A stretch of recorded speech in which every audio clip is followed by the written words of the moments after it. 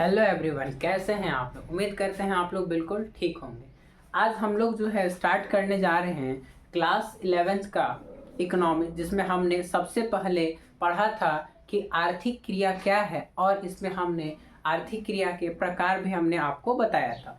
आज का हम लोग का जो टॉपिक है वो टॉपिक है क्या कि अर्थशास्त्र क्या है। आज हम लोग जानेंगे कि व्हाट इज इकोनॉमिक्स, अर्थशास्त्र क्या है। आज का हम लोग का टॉपिक क्या है, अर्थशास्त्र क्या है। आज हम लोग यहीं से अपना डिस्कशन स्टार्ट करेंगे और हम लोग जानेंगे कि अर्थशास्त्र जो है according to Adam Smith, according to doctor Marshall, according to professor Robinson, according to Samuelson, इनके अनुसार अर्थशास्त्र क्या है और इन्होंने क्या परिभाषा दी है, इस पर हम लोग आज चर्चा करेंगे। तो चलिए स्टार्ट करते हैं।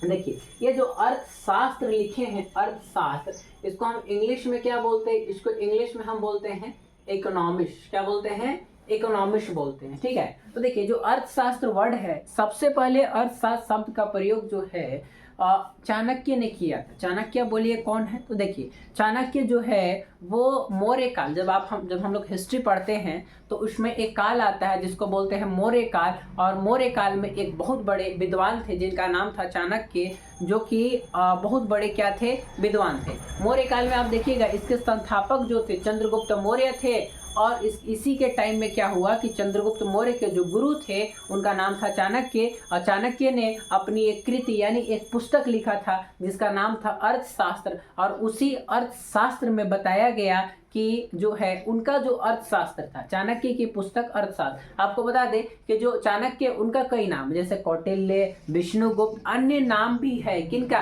चाणक्य का। तो इन्होंने एक किताब लिखा जिनका नाम है अर्थशास्त्र। और इस अर्थशास्त्र में राजनीति संबंधी बातों को बताया गया। कौन सी बातों को बताया गया है, राजनीति संबंधी बातों को बताया गया। तो अब आप लोग बताइए कि सबसे पहले अर्थशास्त्र शब्द का प्रयोग किसने किया, आप लोग बोलिएगा क्या, कौटिल्य। किसने किया, कौटिल्य ने किया। ठीक है, तो हम बोल सकते हैं कि अर्थशास्त्र के लेखक, अर्थशास्त्र के लेखक, अर्थशास्त्र के जो लेखक हैं वो कौन है, का बोलिएगा कि चाणक्य। कौन है, चाणक्य। और इनका अन्य नाम क्या है, इनका अन्य नाम है कौटिल्य। क्या नाम है, कौटिल्य। और एक और नाम है जिनको बोलते हैं विष्णुगुप्त। क्या बोलते हैं, विष्णुगुप्त। ठीक है, तो इनको हम बोल सकते हैं राइटर ऑफ इकोनॉमिक्स। क्या बोल सकते हैं जी, राइटर ऑफ इकोनॉमिक्स। क्या बोल सकते हैं, राइटर ऑफ इकोनॉमिक्स। तो राइटर ऑफ इकोनॉमिक्स कौन है, चाणक्य, कौटिल्य, या फिर इन्हीं का नाम क्या है,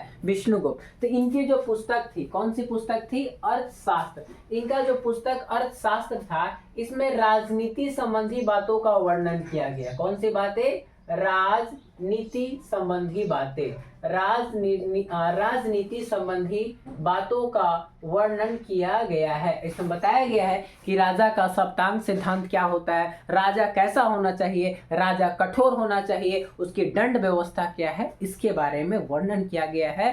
राजा का क्या धर्म है, ये वर्णन किया गया है चाणक्य की पुस्तक अर्थशास्त्र। ठीक है, लेकिन ये तो ठीक है, ये मौर्य काल की बात थी, लेकिन अभी हम प्रेजेंट में बात कर रहे हैं अर्थशास्त्र का। तो सबसे पहले अब आते हैं अर्थशास्त्र पर। ये तो छोटा सा एक बता दिया आपको, इसमें अर्थशास्त्र के लेखक के बारे में हमने बताया। सबसे पहले जो आधुनिक परिभाषा है वो अर्थशास्त्र के बारे में वो देते हैं एडम स्मिथ। कौन देते हैं, एडम स्मिथ। तो इनका क्या कहना है, समझिए ध्यान से। According to Adam Smith, Adam Smith जो है वो अर्थशास्त्र के बारे में बताते हैं कि अर्थशास्त्र धन का विज्ञान है। अर्थशास्त्र क्या है, धन का विज्ञान। अगर आप इसको तोड़ के देखें तो ध्यान से देखिए, ये हो जाएगा अर्थ प्लस शास्त्र। अर्थ प्लस शास्त्र। अर्थ का मतलब होता है वेल्थ, वेल्थ को हम क्या लिखते हैं, धन। और शास्त्र का मतलब होता है साइंस, यानी कि विज्ञान। अगर हम मिलाकर बोले तो ये क्या हो जाएगा, धन का विज्ञान। तो धन का विज्ञान यानी कि जो वेल्थ से रिलेटेड कंसेप्ट है, वेल्थ से रिलेटेड डेफिनेशन है, वो कौन दे रहे हैं, एडम स्मिथ। कौन दे रहे हैं जी, एडम स्मिथ। तो अर्थशास्त्र धन का विज्ञान है। ठीक है, अर्थशास्त्र धन का विज्ञान है, वेल्थ ऑफ साइंस, अर्थशास्त्र धन का विज्ञान है। ये परिभाषा जो है एडम स्मिथ ने दिया। ठीक है, परिभाषा लिख लेते हैं पहले, ध्यान से देखिए। अर्थशास्त्र, अर्थशास्त्र धन का विज्ञान है। अर्थशास्त्र धन का विज्ञान है। तो अर्थशास्त्र धन का विज्ञान है। Economics is a science of wealth. अर्थशास्त्र धन का, यहाँ इसको थोड़ा रब कर लेते हैं, क्लियर नहीं लिखा है, साइंस ऑफ वेल्थ। अर्थशास्त्र धन का विज्ञान है। Economics is a science of wealth. ये परिभाषा जो है, ये परिभाषा एडम स्मिथ जो है देते हैं। अच्छा, ये परिभाषा कब दिए हैं? अब देखिए इसमें स्पेस बचा नहीं है, तो इसको रब कर लेते हैं। आप लोग स्क्रीनशॉट ले लीजिए।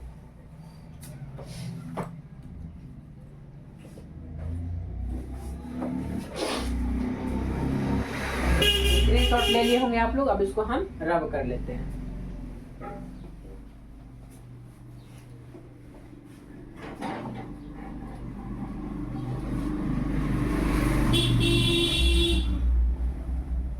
देखिए आगे हम लोग समझने का प्रयास करते हैं। हम लोग जान चुके हैं कि अर्थशास्त्र क्या है। तो अर्थशास्त्र क्या है? तो अर्थशास्त्र धन का विज्ञान। अब देखिए अर्थशास्त्र धन का विज्ञान है, तो ये परिभाषा 1776 में 1776 में जो है वो एडम स्मिथ अपनी पुस्तक an inquiry into nature and causes wealth of the nation, इस पुस्तक में जो है अपना परिभाषा देते। पहले किताब का नाम लिख लेते हैं। बुक का क्या नाम है?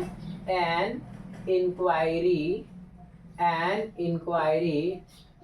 into the nature, an inquiry into the nature and causes of wealth of nation, wealth of nation। ये जो बुक है ये 1776 यानी कि 1776 में पब्लिश हुआ था। और ये किताब किनका है? ये किताब एडम स्मिथ का। किनका किताब है जी?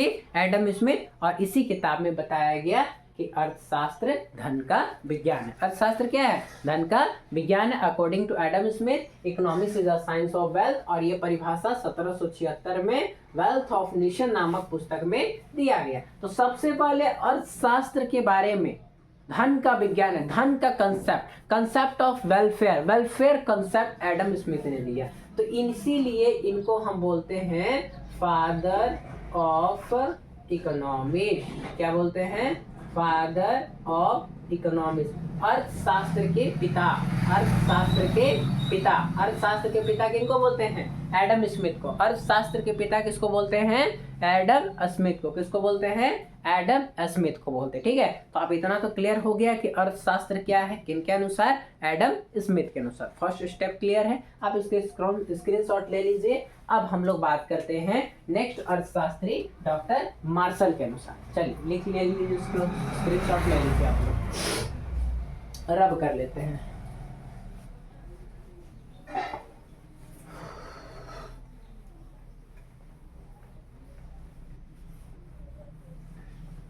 चलिए ध्यान से देखिए। इनके बाद जो दूसरे अर्थशास्त्री आए थे उनका नाम था डॉक्टर मार्शल। क्या नाम था?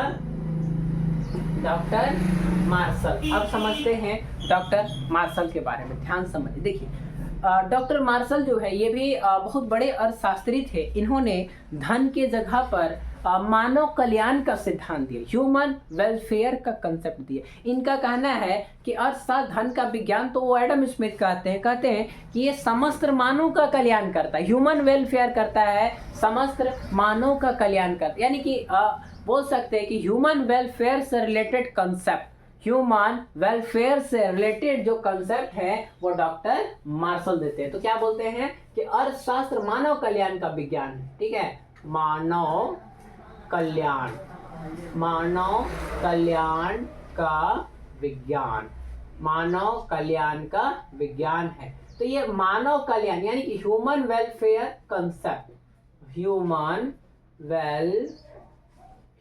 वेलफेयर, ये जो ह्यूमन वेलफेयर जो कंसेप्ट है ये डॉक्टर मार्शल देते हैं। ह्यूमन वेलफेयर कंसेप्ट कौन देते हैं? Doctor Marshall. कब कौन देते हैं? Doctor Marshall. ठीक है, इन्होंने एक पुस्तक रचना की जो कि बुक का नाम है प्रिंसिपल्स ऑफ इकोनॉमिक्स। पहले लिख लेते हैं, बुक का क्या नाम है?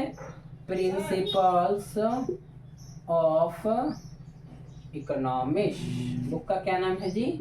प्रिंसिपल्स ऑफ इकोनॉमिक्स, जो कि 1890 में पब्लिश हुआ था। और इस बुक में उन्होंने परिभाषा दिया क्या कि अर्थशास्त्र मानव कल्याण का विज्ञान। ठीक है, तो अगर आपसे पूछे कि कल्याण से संबंधित कंसेप्ट यानी ह्यूमन वेलफेयर से रिलेटेड कंसेप्ट जो है वो किसने दिया, तो आप बोलिएगा किसने दिया जी? Doctor Marshall. किसने दिया? Doctor Marshall. उम्मीद है कि एकदम जरूर आप लोगों का क्लियर हो गया होगा कि मानव ह्यूमन वेलफेयर से रिलेटेड कंसेप्ट कौन दिए थे? Doctor Marshall. समझ में आ रहा है? आ रहा है तो बताइए, आ रहा है या नहीं आ रहा है? कमेंट सेक्शन खुला है, आप उसमें कमेंट करिए और बताइए कि आपको जो हम समझा रहे हैं वो समझ में आ रहा है या फिर नहीं आ रहा है। जो वीडियो बना रहे हैं वो आपके लिए इंफॉर्मेटिव है या फिर नहीं, आप लोग कमेंट करके हमको जरूर बताइए। चलिए आगे बढ़ते हैं, आप लोग स्क्रीनशॉट ले लीजिए।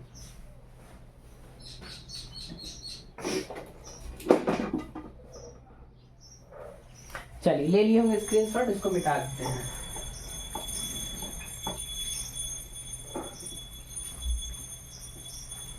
इसके बाद जो अगले अर्थशास्त्री आए उनका नाम था प्रोफेसर रॉबिन्सन। क्या नाम था? Professor Robinson. लिख लेते हैं पहले इनका नाम, प्रोफेसर रॉबिन्स। Professor Robins. बहुत लोग कंफ्यूज रहते हैं कि रॉबिन्स लड़का है कि लड़की है। आप लोगों को क्या लगता है?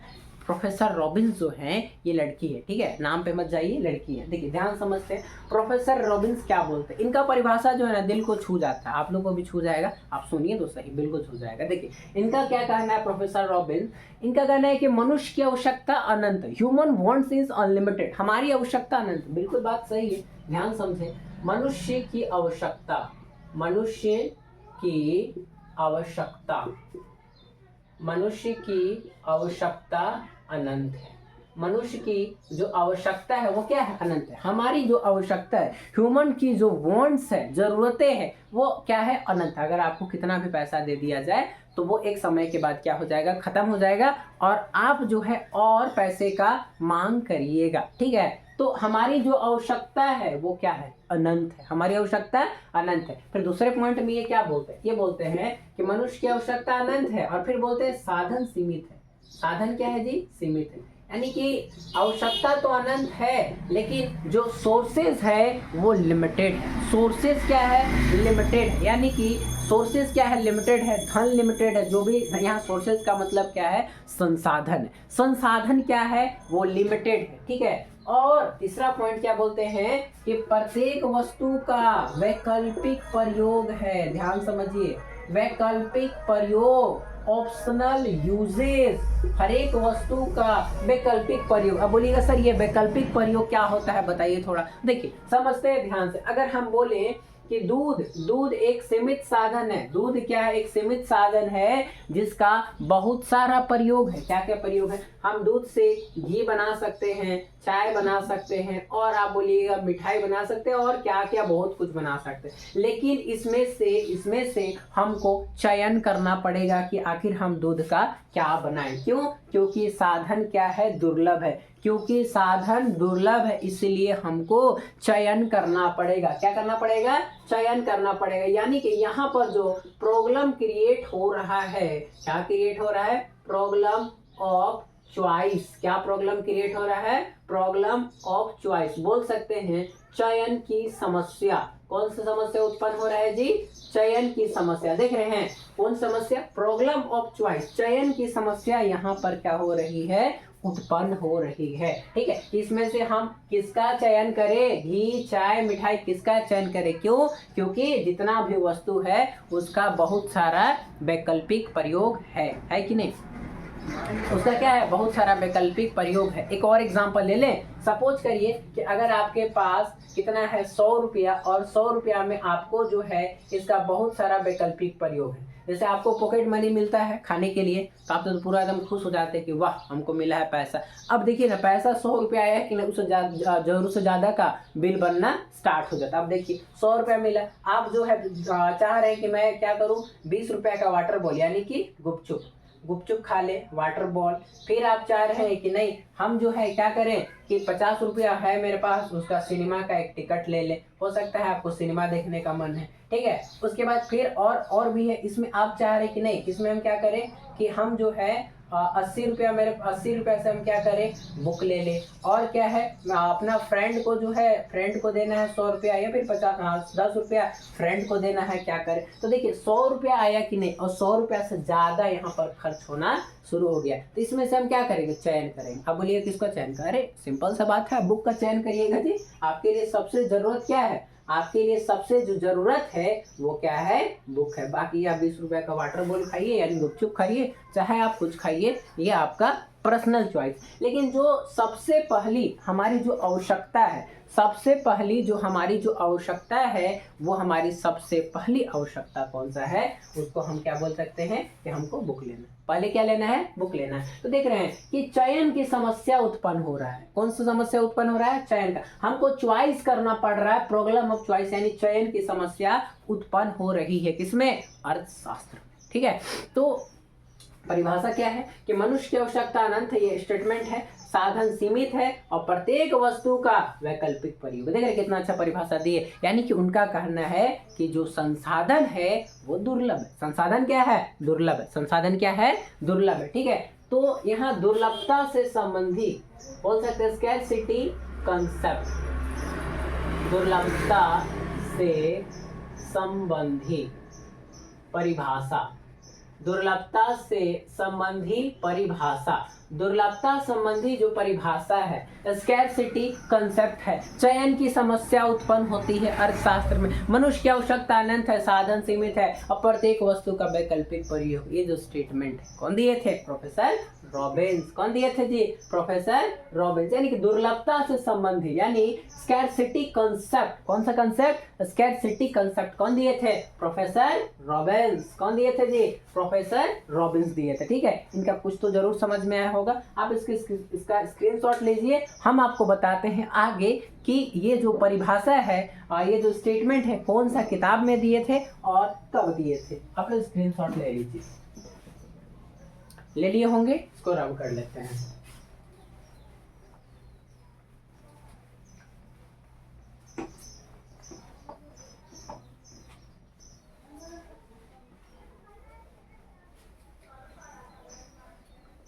देखिए प्रोफेसर रॉबिन्स, इन्होंने 1932 में एक पुस्तक यानी एक जो है बुक जारी किया। बुक का क्या नाम था, लिख देते हैं, an essay on the nature, an essay on the nature, an essay on the nature and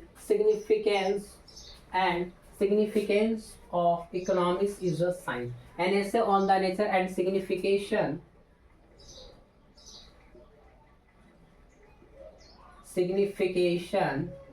an essay on the nature and signification of economics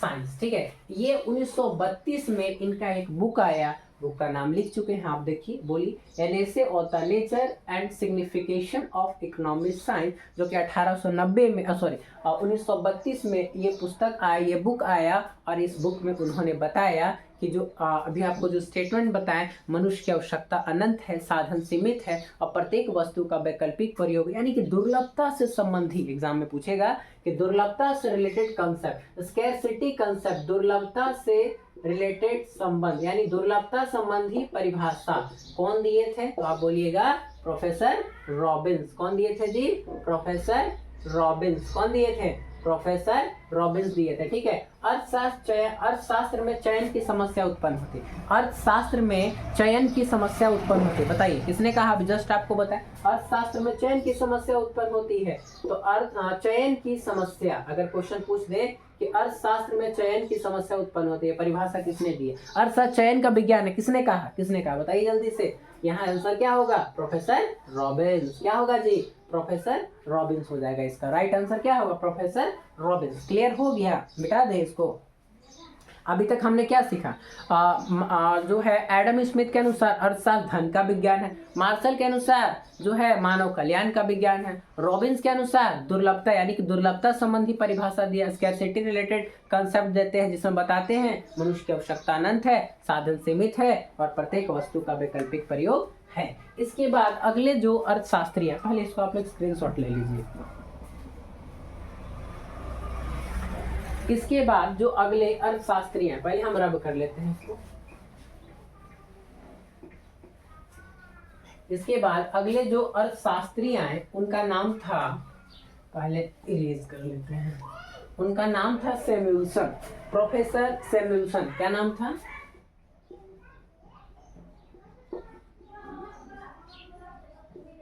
professor Samuelson. क्या नाम था?